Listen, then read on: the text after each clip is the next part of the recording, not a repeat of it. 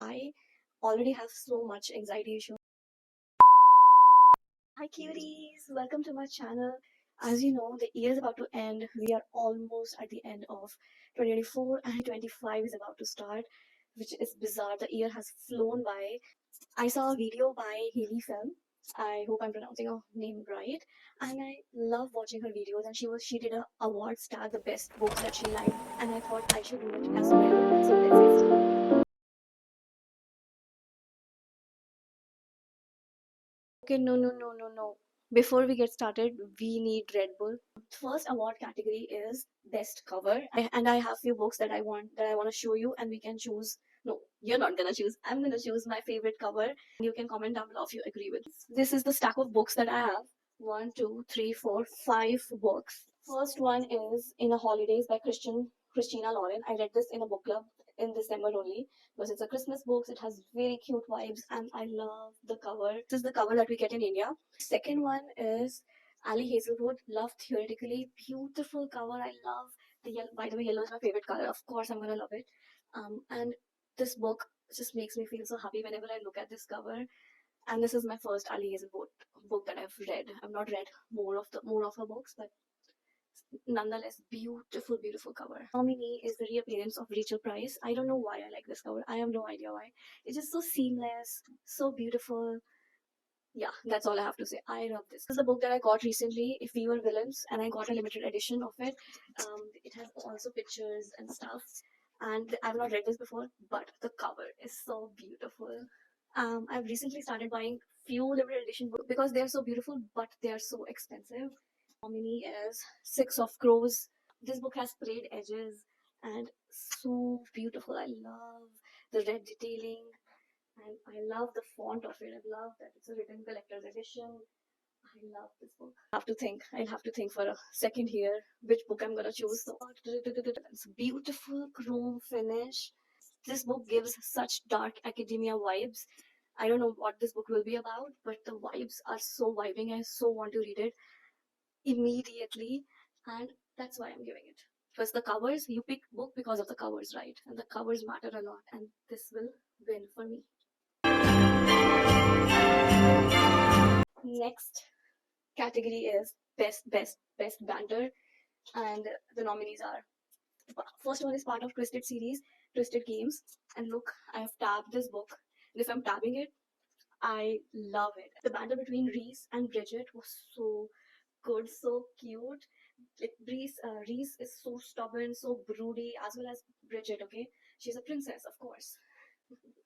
And yeah, so this book is This book is Lee. I can't talk today.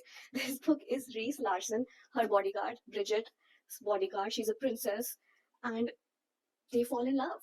Simple, and they have so much banter, so cute, so much like stubbornness that they would not want each other, but of course they are brooding for each other. A court of mist and furies. This is the second book in Akatar, and I, oh my god, Farah and Reese again. I think Reese guys are so stubborn and they all are brooding because Reese in this book was also so broody and so rude and so stubborn, but in nonetheless he was very caring underneath, and you just have to get to the core of it. And Farah is of course such a pretty, such a sweetheart, and I love the banter between them. So this is a fantasy read. This is my first ever fantasy book, and of course I'm going to mention it so many times. Please, I'm so sorry, but this is my first ever fantasy read. This whole series is like my series, like it's everything to me. And again a repeat, the third one is Love Theoretically. And see, I've annotated it. Of course, if I'm annotating the quotes of it, it's beautiful. In this one, she's a fake girlfriend, so she is telling her terms of the things that she does not offer. To answer the standard follow-up questions: don't kiss, fraud, dirty talk, get naked, do butt stuff, get BJs, HJs, I don't know what HJs, TJs, and whatever other J's might exist that I'm not aware of. I do not let them pee on me or fall in my feet, nor do I facilitate or allow orgasms in my general vicinity. So this is like from the starting, and this book is so cute. Yeah. So this is Who Will I Give? Who Will I Give? Okay, this one. A quote of Mist and Fury clearly freaking wins. Reese and Feyre are my OG. Their banter, their love, their broodiness for each other. Oh my god, I loved every part of it, everything about it. The next category is most beautiful setting, and I have 4 books right here for that category, but these 3 are part of a series, and this one is a standalone. The first one, The 7-Year Slip. This book is such a unique concept. I've never read something like this one. It's like, if I tell you the premise of it, which is very hard to explain. So she falls in love with someone who lives 7 years in the past in her own apartment, but her apartment is magical, so don't question it, okay? The apartment is magical, so it is freaking magical, okay? Don't freaking question it. And she falls in love with someone who lives 7 years in the past, and they have such cute conversations, and he's a cook, and she I think she's a journalist. It's been a while. I don't actually remember it very clearly, but the setting was very beautiful, very cute. This is a very unique book for me. And then next is Caraval. See how much I've annotated the shit out of it. This book is these these books I have no word. These books were such a vibe. I did a whole reading vlog on this one. You can check it out in my previous videos. The magic, the setting, the characters, the romance subplot, and especially the magic, especially the freaking magical world, the setting of the whatever was going on, like everything was believable. I felt I was in this world, and I did not freaking want to leave. I did not freaking want to leave at all. So no, I don't even have to think about it. This is the best setting. Beautiful setting. Just amazing fantasy. Everyone should read it. Easy read. No, just dabble into it, okay? And you will not regret reading this. Next category is most shocking plot. First one is A Good Girl's Guide to Murder by Holly Jackson. This is the book. These and the other one that I'm going to talk about after this got me into reading. I started my reading journey in September, and I've read almost 50 books. These books have just made my freaking life. I'm telling you, these books have made me so happy. And the plot twist in this one, I was not expecting at all. It's a YA read. And I also watched the TV show. The TV show came out this year, and I read this book this year. So I read it, and then I watched the TV show like few months after it with my husband, and he freaking loved the TV show, and I loved the book as well as the TV show, which is very rare. Okay, I'm just blabbering. So this is my first pick, Verity by Colleen Hoover. This one. Oh my god, I think if I have to think about the best book I've read like in this year, which is year has started for me in September because I started reading in September, is Verity. This this made me feel sick to my stomach. I just had no idea what was going on, and I read it in one sitting. I didn't want to listen to anything. I didn't want to stop to eat food. I didn't want to freaking go out. I did not even want to take bath. I just wanted to read it, and what a freaking amazing book. Amazing writing by Colleen Hoover. All of these are very amazing. That's why out of so many books, out of so many thrillers, I've chosen these 4. So every time I will say amazing.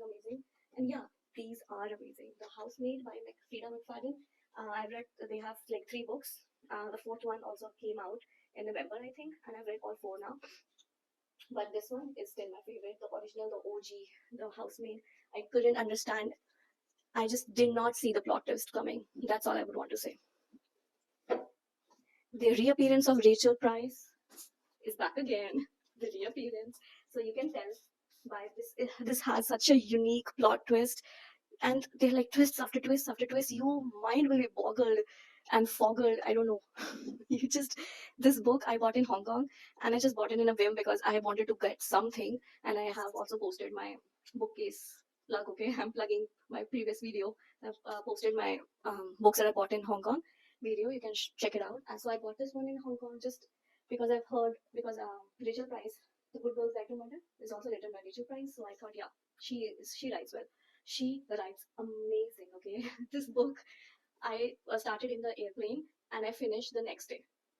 Yeah, even if I was all tired, I could not and just did not put it down. It has such eerie atmosphere, and so many plot twists, so many freaking plot twists. But even if I have talked all this so much nice about all these books, the book that has been living in my mind, brain free, cannot tell me today. The book that has been living in my mind rent free is Verity. Ta-da! This book. Okay, I'm gonna shut up. So I'm gonna give this most shocking plot ever. Next category is saddest book. Okay, I already have so much anxiety issues. I already feel sad a lot. No matter, I don't need more reasons to be sad. Okay, so this is the only book that I've read that is so sad and has made me cry a lot. Okay, the reason I read it again, the reason I read it the first time when I was 18, I did not know the book was sad. Now I read it again. I bought the 10-year anniversary version, so because I wanted my husband to read it. I wanted to make him sad, I guess. I don't know. This book just, even if I'm thinking about it, I could cry. Okay.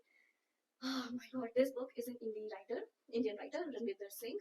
I too had a love story. You can tell by the title that he also had a love story. This one is the saddest. The next category is best quotes, and I only have two books for those.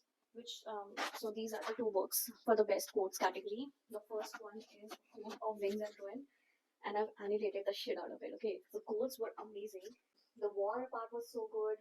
I love the politics aspect of it as well. Not get me bored at all, and the quotes and the banter, everything was very beautiful about this one. In book is Six of Crows. I did not annotate it because I did not want to ruin this beautiful straight edge. But when I was so initially I started reading it thinking I will not annotate and will not destroy the book. But then in halfway I was regretting the book because the quotes were so witty and so like worth annotating. But then it was too late for me. But still, I remember that the quotes were very amazing. And for in this category, I think the Six of Crows will always win because the writing is very witty and the setting is very beautiful. The character development is very nice. Yeah, and I love Gaz. Gaz is so cute. Such a brooding. I think I love brooding men. That's all. Yeah. The last category is best escapism, and oh my god, I have all these books. These all are part of a series. Okay, so the first series is Cannibal, of course. I will not talk again about it. I've already said enough about it. Okay, this is the first one. Then this is the second one, Akatar. The sixth book I'm reading. I'm almost about to finish it. Okay, I think 70% through it. I'm listening to an audiobook of it. The audiobook is very nice to listen. Okay, if you want to, and I found it on YouTube, some YouTube channel who has been so generous to post all the audiobooks of Akatar. So this is the second. And the third series, which is the best escapism, is the Natural series. This series, okay, I'm just gonna name who one is, and then I will talk about it. So this Natural series one was the best escapism. I finished the last book this month, and this is a series about 5 teenagers who work with FBI and they have special powers. It lies very well. One can read your mind. One is good with statistics, maths, which I am at the worst at. And this book has so much twists and turns, and the plot is so thickening. The best one, if I have to pick in all of this, is the third one. This All In. So there's a main plot that goes around in all four books, and this one shocked me the most. So this is the best. This whole series together, best escapism for freaking sure, for sure. Must read. Very easy read, very quick read. Jennifer Lynn Barnes. And the last category is the weirdest book of the year 2024, and I only have one because this book was so weird. I have never read any serial killer romances before, and this is my first one, the Mindfuck series, and I really didn't like it. I don't know if I didn't like this one or I will not like the serial killer aspect of it. But this one book was very blah. But of course, the weirdest subplot. An FBI agent who is a male and a serial killer who is a female, which is very rare for us to see. A female serial killer are dating and then they fall in love and a bunch of shit happens. The weirdest shit I have ever read. Okay, that's it. Because I've not dabbled in dark romances yet. I think those will be more weird. Or the Butchered and Blackbird. I've heard like a love between two serial killers. That is must be very weird, but I've not read it. So this is the weirdest book for me that I've read this freaking year. So this is the end of the video. Thank you so much for watching. Please subscribe and like this video. It will really help me, and I will see you very very soon. Bye.